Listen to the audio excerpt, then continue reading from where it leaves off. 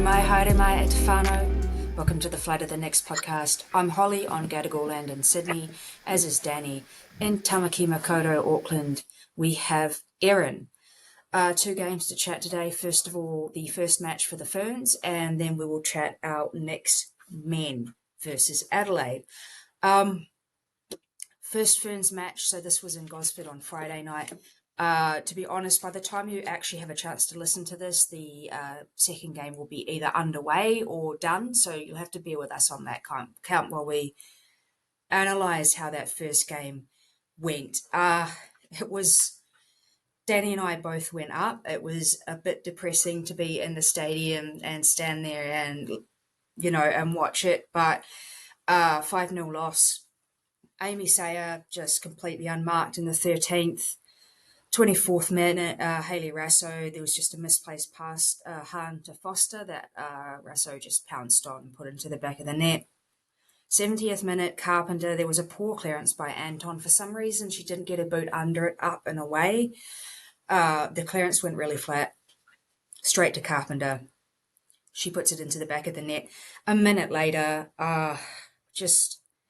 Kyra Cooney Cross, again, excellent player, just spots leaked just off her line.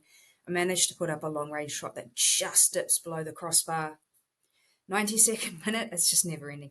92nd minute, Gorry is just given way too much space, makes a really deep run, passes it to my least favourite, Holly, who plays the ball back, and Gorry just puts it into the back of the net. The other probably major moment, we thought we were going to cop a 6-0 loss. 94th minute, a penalty save from Steph Catley. So our best chance, really, we had a couple of chances. Our best chance by far, Gabby Rennie, 95th minute. She was 1v1 with Mackenzie Arnold. Arnold just manages to push her far enough wide that when Gabby takes the shot, the defenders have dropped far enough to block it off the line. I think Leaked was our player of the match by far. She put up an immense performance between the sticks. I think in terms of our attacking performance, Indy Riley was the standout there. It kind of felt like everything was coming through her. She had an energy and intensity, made a lot of things happen. Danny, you were also there. Tell us about the match. Tell us about being in the bay, which was filled with Matildas fan tosses and whatever. Just set the scene, because I've had enough to talk about it for a couple of minutes. It was a tough game to go and see. I mean, all quite excited to see the Ferns. Don't often get to see the Ferns in this hemisphere, basically, never mind Australia. So, yeah, looking forward to it. The chance that we would get to play some football and see them play some football, because, we were playing a team that we shouldn't be that much worse than. Okay, Australia are always going to be better, bigger country, more resources, etc. But, we should better compete a little bit. And the men have shown that they can compete, even if, they may not get the result. They can do something. And it was just a horrible watch all the way through. So many individual errors, which led to goals. I mean, pretty much all the goals, apart from the worldie from 40 yards, you could pinpoint all their other goals to individual errors by Ferns players. We showed nothing going forward in the first half, apart from Paige Riley, who had a couple of runs down the wing. But other than that, no drive through midfield, nobody likely to finish it off. It's just annoying. And obviously, the worst thing was we were surrounded by Aussies constantly. There were a few Kiwis there, but they're scattered. Yes, the trouble with Kiwis as immigrants, we integrate far too well. So we were scattered around. You couldn't even tell until half the time that you spotted, oh, okay, that's a black shirt. Okay, yeah, maybe they're wearing a Warrior shirt. So in the active away bay, which is where we were, it was basically all Matildas, apart from a few of us ending up standing at the back, basically trying to look on the bright side, which was tough. It's difficult where to know to go from here, to be honest, because we were just completely outclassed. They were just faster. Their passing was better. They seemed to have a lot more space than we did, and we had no answer to it, really. The fact that we were making mistakes all over the place doesn't help. But even if we hadn't have made those mistakes, they would have beaten us quite easily, because we just didn't have that quality of player that they have. And if you look at where their players play, or against our players play, you can see that's the difference. And that gap seems to be getting bigger as well, I think. The Ferns, I think, are dropping down in terms of global standings as other countries put more resources in and get better. We've probably batted above our level for a number of years, and now we're dropping down to probably where we belong in terms of resources we can put into the women's game. And I'm not sure what the answer is. The answer is a bigger discussion than this today. So yeah, not a great match to watch. We had probably 15 minutes where we looked quite good, which was in the second half. We brought a fair few subs on, and we actually looked a bit positive, and we went forward and we created a bit through Rennie and Clegg and Paige Riley again. I think, not sure why that was, apart from just a bit of energy from the subs. Kitchen dropped back, who I think better touched the ball in the first half. She got a bit more involved in the second half. I think through dropping back in midfield, pushing it forward. But other than that, God, yeah, it was a tough watch and a long train ride home. Yeah, that certainly looked like a team that has never played with each other ever before. And, I mean, to be fair, they haven't. And I think it's, partly the fact that, Australia's just better than us, but also partly the fact that I think New Zealand football's kind of set this team up to fail a little bit. Some of the game selections we've had recently have not been beneficial to developing the team. The team selection itself has been a little odd, I've found. The lineup, we're playing three at the back, and you'd think that having three at the back would give us more opportunity to kind of hold the ball in the midfield and do something with it, but we've just been exposed, and they're not playing. If you're playing a back three, you've got to be pretty clinical in how you play, because you're obviously open to a lot of gaps and a lot of counters, and it just wasn't working. There was always one player keeping someone on side. People weren't picking up players fast enough, and we were just getting battered.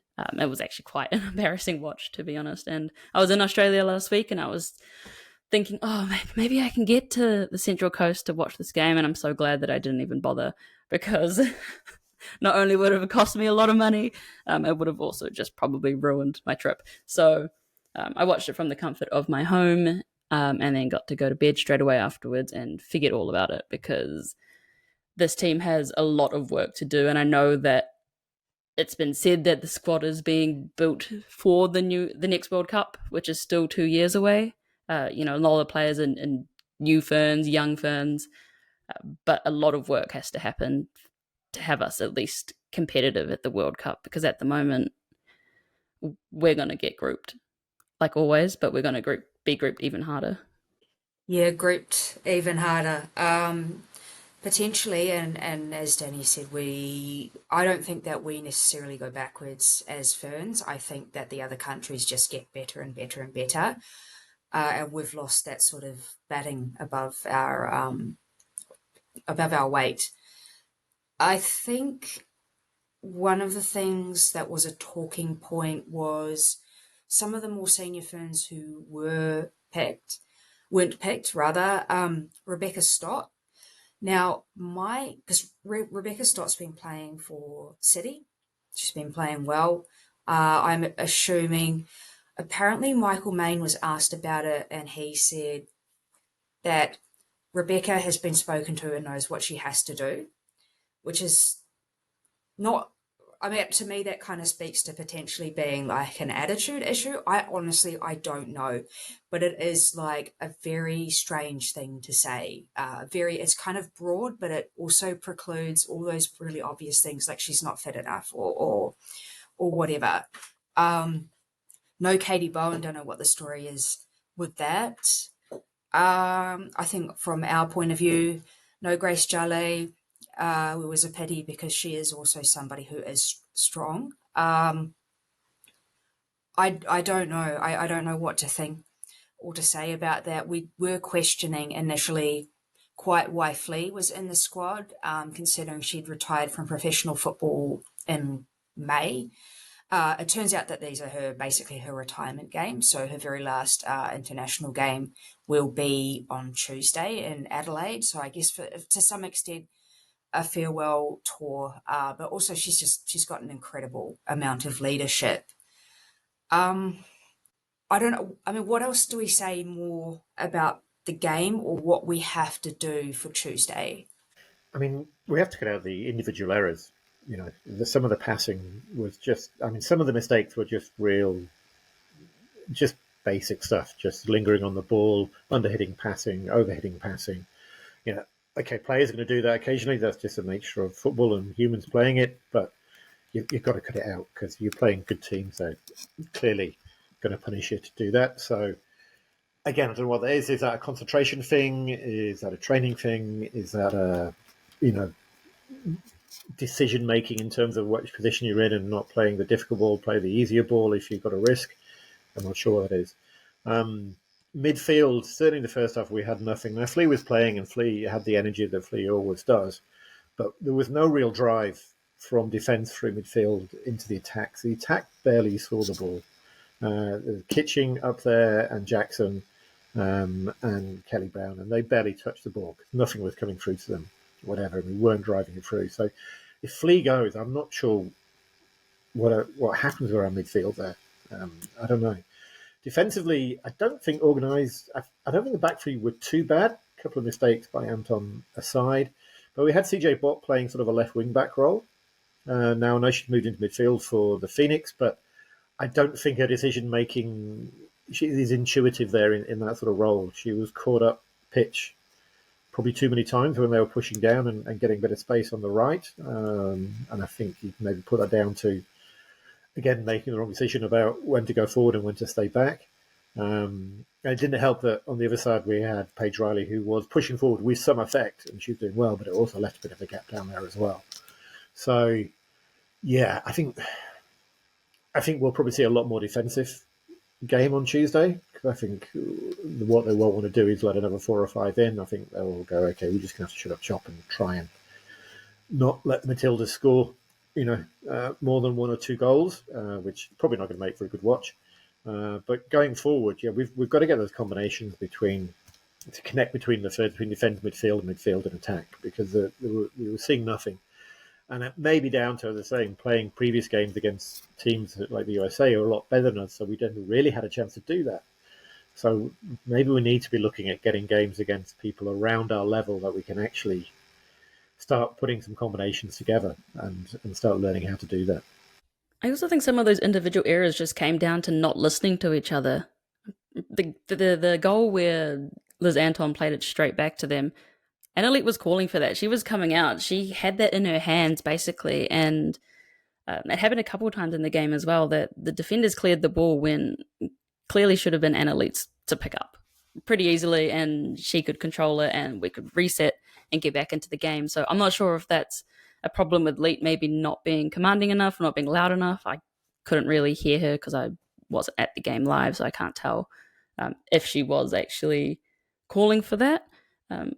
It's just kind of spatial awareness. They just don't know where everyone is on the field, and they just can't tell.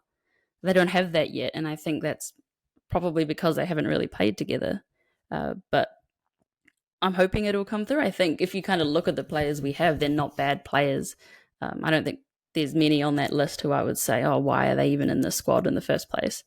None that I'll say out loud on here. But I think in terms of the selection process, you mentioned Rebecca Stott, but we have a pretty talented defensive pool of players, I think, for New Zealand. You have in that centre-back position, you have Claudia Bunge, you have Mac Barry, who was left at home, and all of these players are still so young. When we're coming to the next World Cup, you're going to have Rebecca Stott be 35. She has that leadership and she has that experience, but I see why we would focus on building up the experience of some of the younger players and have them be ready to be that leader when it comes to the World Cup. But on the other hand, you have someone like Flea who, as you said, who else will kind of fill that role that she plays? The midfield is perhaps where we're lacking some players and some people who could replace her. So, it kind of makes sense that she was selected for this until perhaps we get Malia Steinmetz back from her injury and some other players to come back through. That's kind of where we're lacking some of the players we need in the midfield and definitely up top. I'm not sure where we're going to get goals from. I don't know who is going to be our goal scorer. I'm surprised Grace Jarley was left at home as well. I think that she would probably be beneficial in some of these games because I haven't really seen anything else from anyone in the team yet from the last few games that stood out as someone who will be our go-to person for scoring goals. So I think that's something that maybe Michael May needs to think about and say where we're going to get our goals from, because I definitely know that our defence line, if we sort that out, we'll be fine, but it's just what's going on at the top end of the park. I think it's interesting that we pinpoint, well, oh, this is the really important part of the field that we need to work on, and then someone else says, oh, but this is also an important part of the field we need to work on. I think for goalkeeper we're doing pretty well, but everywhere else, yeah, those individual errors at the back were bad, and I'm pretty sure Adelaide gave at least Kate Taylor a bit of a spray at one point in the game. Because she had obviously come for the ball and Kate ran in front of her and booted it away. So it was noisy, to be fair. Like it was a full stadium. It was full. All of Matildas fans. And of course, anytime the ball got anywhere near the goal, the screeching started of every 7-year-old in the entirety of New South Wales, not just, actually the whole country, not just in the stadium. So I don't know whether that's part of it. But yeah, what we do with that defensive midfield and creative midfield sort of section. Stoddy does know how to play that. Defensive mid, I know you said she's getting a bit older. Katie Bowen can also play that position. Obviously, CJ Bott's working her way into that position at the Knicks. That might actually work out well enough for the Ferns, but that's something to get kind of used to. Jale is starting to play that defensive midfield position as well, but it's still really hard to know. And then part of actually managing to score is actually generating enough opportunities to score. The defence are, Australian defence is quite good. They are very capable in getting away with a full body press. Thanks, Andy Harper on the comms for calling a handball, a blatant handball for a shot that looked on target, a full body press. And I actually want, like, I'm still a little bit mad about it, not just because of the way Andy Harper talked about it and the fact that it wasn't on the mini match either, just was not even shown. It's just a pity that, like, it would have happened at 1-0, and if we had received that penalty and had we scored it, it would have been 1-1. And I don't think we would have been thumped 5-0. Well, obviously it wouldn't have been possible, but we wouldn't have been thumped, I feel like, if we had got that confidence. Obviously, there was no VAR, and I'm sure if there was VAR, those Aussie refs would say it was a full body press. That really bugged me. I'm still mad about it, as you can tell. I'm still mad about it days and days later. But also, but I'm pretty sure their penalty wasn't a penalty. Annalise, I'm pretty sure got the ball, did she not? She managed to tip the ball. It looked like it in the... Not before the player hit her.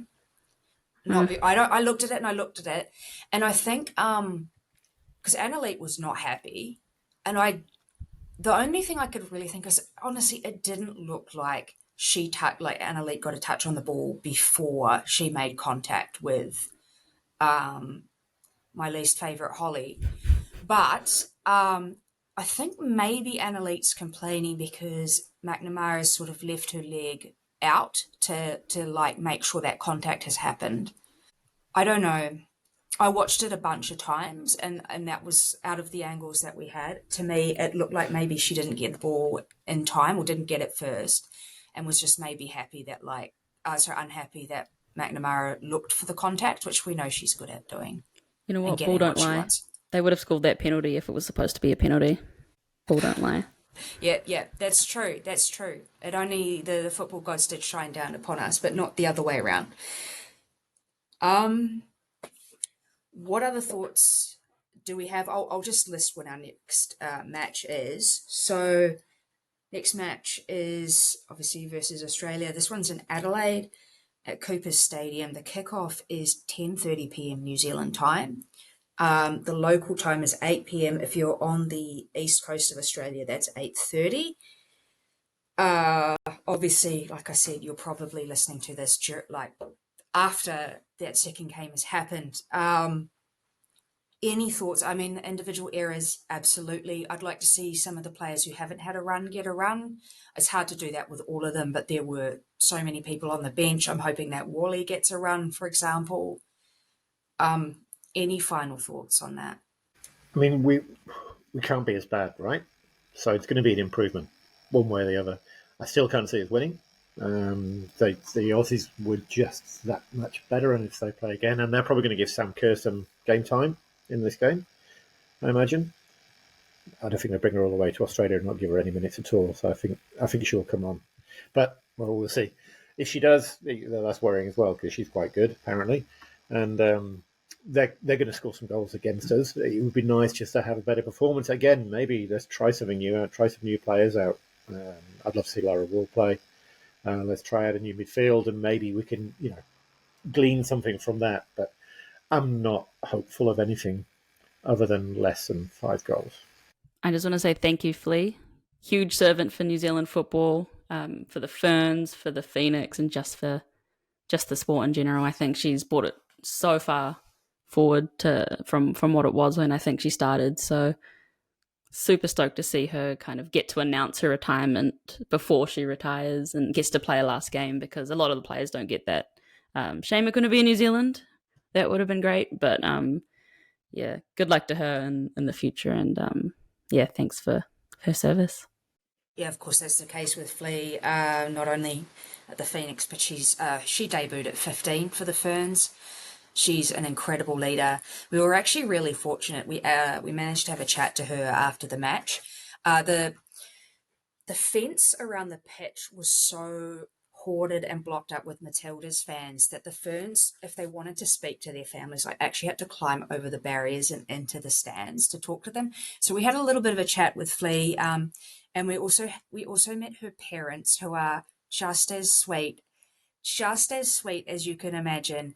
And someone told me that Flea's dad may have said that he watches our podcast. I don't know if that's true. They might have misunderstood, and I might have misunderstood. But mate, if Flea's mum or dad happen to be watching this, you've really raised a magic person who's contributed incredibly to football. So many thanks to that. As with Sam Kerr, though, she is apparently injured for the whole series, but they flew her in anyway, which is stupid, very stupid. If that is the Sell those case. tickets, right? Huh? You got to sell those tickets. Well, that's what the theory was when I was discussing it with the Australians. They were saying I reckon you might sell 5k less tickets, fewer tickets, if you don't have Sam Kerr as a draw. But if they have flown her out and she was already injured at that point, then that's a really disappointing decision by Football Australia. We put Samba on the lineup to get the Nepalese watching, so I understand why they do that with Sam Kerr. True, but it's quite different to fly someone halfway because she lives in London. So I don't know. We'll see. Who cares about Sam Kerr? I'm pretty happy if she doesn't play.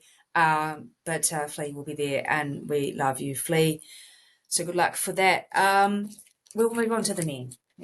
So this was a much better game in terms of performance and result. A 2-1 win over Adelaide Men at Sky Stadium on Saturday. Rufer in the 7th minute, there's a corner that drops to Rufer and he smashes it into Roseb. 6 minutes later, there's a corner that drops to Rufer and he slots it right into the back of the net. Huge, just huge goal. He doesn't score many, but it was just what we needed. 13th minute. Then we scored a second goal in the 52nd minute. It was a penalty. Carlo won it. It was a foul. Rami Najarine putting it into the back of the net. Slightly after that, there was a penalty given because of Lucas Kelly-Held making a challenge. VAR reviewed that. Not only did they overturn the penalty, they gave De Cully a yellow card for simulation, as they should have. And that, I feel like that doesn't happen enough. But there's just like no contact there, and he's just gone down. It's very embarrassing. It's embarrassing. Honestly, if you're a player and you get carded for simulation, you should be really embarrassed with yourself. Goal for Adelaide in the 74th minute. Joey Garuccio has a couple of touches when he gets on, and then his third or fourth touch is he just beats the line with a ball through 1v1 and into the back of the net. That's his A-League Men debut. The player of the match for this entirely was Smits. The Adelaide keeper had an absolute cracker. We had 10 shots on target and 2 went in. So he has made a colossal number of saves, and some of them were very, very good saves. Joshy put up some good saves too. But yeah, huge shift from the Adelaide keeper. I think we could have felt a little bit more comfortable. However, as it was, the last sort of 10, 15 minutes of the game was a little bit of just holding on by your fingernails. Chiefy sounded pretty unhappy with how we sort of let Adelaide get the upper hand then. Aaron, we'll start with Danny because he watched the whole thing. Such a contrast to the game last week, which came away from really quite depressed and down, and this game was the complete opposite. I mean, the same players basically, but the complete opposite. It's very, very sort of weird. So, I mean, last week was basically everything bad about the Phoenix team this season. There was a lack of energy, there wasn't much creativity, there was a lack of goal scorers up front, and this game was all the good bits about the Phoenix this season. You know, we played a good defensive high line, we played all the game in their half, we passed the ball around well, you know, and we put goals away. And we should have had more. We should have had 3 or 4 goals. Again, if it wasn't for their keeper having a really good game, we would have scored a lot more. You know, and all the players who played well last week, well, both the players who played well last week, Oluwayemi and Eze, both played well again this week. And then everyone else played well as well. You know, no one really had a bad game that I saw. You can maybe talk about when the subs came on, we fell away a bit, but overall, it was just a really good performance. From the first minute, the energy levels were right up there. We were in their half, probably for the first 20 minutes. I don't think they even got into our half, hardly at all. They were surprisingly poor, and I don't know whether that's because they were poor or whether we were good. It's one of those things where you're not quite sure what the reason was, but we just seemed to be pushing forward. Our passing was crisp. We got a lot more space down the left, so the switch of Armiento into the 10 and then inwards into the left wing back really worked. Again, did that really work, or Adelaide just couldn't handle it, or didn't set it up properly? I don't know, but Edwards had so much space on the left there and connected really well with Armiento. It was almost like, imagine if Armiento had that much space, how much better would that be? But, you know, look, it worked where it was, and Armiento got quite involved centrally. Sheridan played very high up and got involved quite well in attacking. I didn't, you know, I think I said last week, I don't think he's he's not an intuitively attacking player. I still don't think he is, but he was up there and he got involved and put some good crosses in, which, you know, it caused them problems as well. Rufer was back to his best. Excellent as ever. Nagasaga played well. And Najarine sort of got into it as well. And he had a couple of shots from distance, which didn't really trouble anything, but it was nice to see that he had the confidence to actually do that, because he's been reasonably anonymous attacking-wise in previous matches, so that was good. Defensively, James back in, playing well. I thought Kelly Heald had his best game ever for the Phoenix. I thought he was superb. Just calm, collected, and never worried. Never looked worried at all. Even when they gave a penalty away, he didn't look worried, and he was right, because it wasn't a penalty. So just a really good performance. We should have had a lot more. As I say, Adelaide surprisingly poor. And the only worry really was like we have done in most of the matches, we drop off in the last 15. And I think it's an energy thing. We just don't have the energy to keep that high press. We get subs on, but they're not necessarily the right subs to continue playing that. So Piper will come on and inject a bit of energy, but he won't necessarily be that committed to the pressing, because he's just told to get up there and, you know, chase the long balls down there. So a nervy sort of last 15 minutes. And Chiefy reckon he was very unhappy about it, but I'm not sure what else you can do about that, to be honest. Players are going to get knackered. The players we can bring off the bench, you know, are probably not as good at playing that formation as the players on the pitch. But yeah, look, really entertaining. A good game to watch. Can we do it 2 games in a row? Yeah, unfortunately, I didn't get to see the game live because I was out in the sun being shit at cricket. So instead, I got to watch the highlights, and so I obviously really only just saw the good bits. And the Phoenix looked like we had a lot more good bits than Adelaide did. Um, I was watching. I was just kind of watching the live updates come through though, and when I saw that Rufer had scored, I was like, "Wow, what a season, what a time!" And that he scored from a corner, that's totally unnix like that. You know, it's kind of good to see it kind of coming together. Putting 10 shots on target in a game. How long has it been since we've managed to do that? Complete turnaround from whatever happened last week, where I think we had one shot on target, if that. So it's kind of good to see them kind of bounce back from that performance and come out and show the fans mainly as well that they can compete, and to not write them off this early in the season, and that we can get good results. And I was watching the highlights as well, and I think it wasn't until like the 80 something minute when I heard the name Goodwin mentioned, and I was like, oh, that's right, Craig Goodwin plays for Adelaide. He's usually such a threat, but I just don't think I saw him kind of do anything that whole game, which is kind of great to be able to keep him out of the action, because I know that he's been pretty deadly against us in the past, and deadly against most other teams. So yeah, very good performance for the Knicks and a good bounce back from kind of the last few results. Yeah, the Goodwin thing was surprising. As you say, I didn't really see him, and I was worried about him before the game because he's one of the best players in the A-League. But they play him quite centrally at the moment, and I know a lot of Adelaide fans are not particularly happy with that. And I thought that was probably a mistake, because if they'd have put him on the left up against either Sheridan, who's pushing forward, or Schwindloke, if he comes on, young player, you think he would have eaten them up, to be honest, and started putting balls in the centre. So, yeah, I think that was a mistake on Adelaide's behalf. But we kept him quiet going down the centre. He got no change out of James or Hughes down the centre. So, yeah, that was good. I think we had a couple of positional changes. So obviously, Dan Edwards making his debut, and he was excellent. And he played the sort of role that you'd usually put Carlo in. Carlo was shifted a bit more centrally to play a bit of a 10, which I think actually worked quite well. The other thing that was a slight adjustment that maybe wasn't super noticeable was that we had our back three of centre backs, but I feel like in the past James has played the centre back, and this time he played the right centre back, and I do wonder whether that was in anticipation of looking after Goodwin, to put your best, basically your most experienced at least, defender in that space where you know that their best player likes to operate. Um, so it was a little bit strange seeing him slightly further out, but I do think that worked. And yeah, Goodwin was just anonymous. Usually he just tears us up.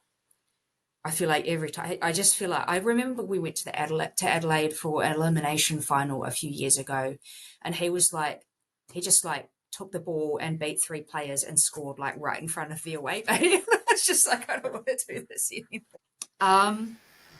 Well, the big question now is, how are we going to do on Saturday, 6th of December, 5 p.m. New Zealand time, Auckland away. Now, Auckland had a loss to the Jets, 2-1. Apparently, the conditions were atrocious to the point where you have to wonder why they kept playing at that point. But I think that's probably beside the point. Apparently, the weather's supposed to be better this weekend. But if Auckland were not great on the weekend, maybe we can have them be not great this weekend. And then if we put up the performance that we did last weekend, I think there's no reason why we can't get out there and get that win, have that confidence. It would be nice to think that. I guess with this Phoenix team, you just don't really know. We can be good as we were last weekend, or we could be pretty poor the weekend before. Chances are we'll probably be both in the same match, and we've done that already this season when we've had good halves and bad halves. Our record on the table is, you couldn't get more even. 1-2, lost 2, drawn 2, scored 8, conceded 8, 6 out of 11 team league. So we're just absolutely neutral and even. So it just depends what happens. But Auckland certainly do look more fragile and than they certainly did do last season. Newcastle are not that great, but they got a couple of goals through Auckland poor play and them taking advantage of it. And then they held them out, despite the fact that, I don't know if you watched it, but I watched the game, and The conditions were ridiculous. It was just a joke, but it was all actually in the Auckland penalty area, which meant the Jets, who were pushing forward and had all the ball, just couldn't attack because you couldn't kick the ball forward; it just wouldn't move. So, and every time someone tried to kick it forward, it would just stop dead. They'd overrun it. They'd have to go back, and Michael Loud was calling for it to be called off. He kept showing the puddles to the referee, and I was like, "Brilliant, gets called off." Newcastle were 2-1 up. It's going to get abandoned. And I was like, "Come on, call it off, ref." And at one point, he did speak to the captains, and I think the Auckland captain must have read the rules. He was like, "No, we're going to keep on playing," which I was like calling for an abandonment so Newcastle would win. But they won anyway. So that was good.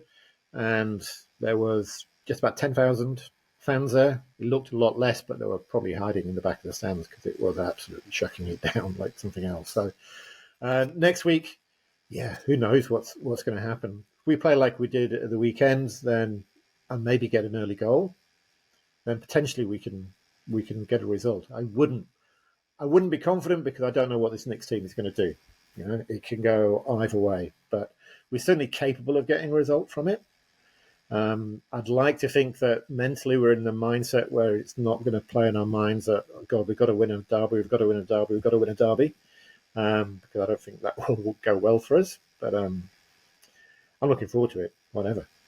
Yeah, just like Danny's saying, we don't know what kind of next team we're going to get, but we also don't know what kind of Auckland team we're going to get. You know, they're definitely not looking like that unshakable team from last season. They've been kind of up and down, and what they said last week at their 1-1 draw with Brisbane Roar, that it felt like a 6-0 loss. And so I'd hate to think what the 2-1 loss actually feels like to them, because, you know, losing to the bottom of the table was probably not great. So probably going to come back not only with the derby mindset, but we just lost to the bottom of the table mindset. They'd going to come out firing, but, you know, the Phoenix are also in good spirits after a pretty good result as well. So, you know, hopefully we get another cracking derby, because that first one was fantastic. And so hopefully we put on a show, and hopefully it doesn't rain in the weekend, because that was torrential. And I looked at the weather and I was like, I'm not going to this game. And I'm so glad that I didn't, because I feel like I'd probably be still stuck in the Auckland traffic trying to come home. I'll be interested to see if they put James back in the centre to counteract Cosgrove. Which I was really looking forward to in the first derby, and then James didn't play, and then basically Cosgrove just beat the crap out of Lucas Kelly-Heald by elbowing him, punching him, and he's been called out a bit on that in the media for the way he plays. But he tried that against James. Yeah, someone's getting sent off. I don't know who. Depends on who the referee's first time, but James will not take that lying down. You know, he'll give as good as he gets. It could be really tasty. I'm all for it. Looking forward to it. I think it's interesting because one of the moments of the week leading up to the game where we actually got this win against Adelaide was the players came and trained at Sky Stadium, and Chiefy made them all go up into the stands and sit in the seats where the yellow fever sit, and had a team talk up there. I feel like it would be lovely if he could do that with the away bay at Mount Smart, but I guarantee you that Auckland FC are not going to let him do that. So maybe that was part of the sort of kick up the butt of, like, you know, these are the people who are shelling out their money, and crowds have been poor. So hopefully they do begin to pick up. We'll see after the derby. Thank you for joining us. Atua.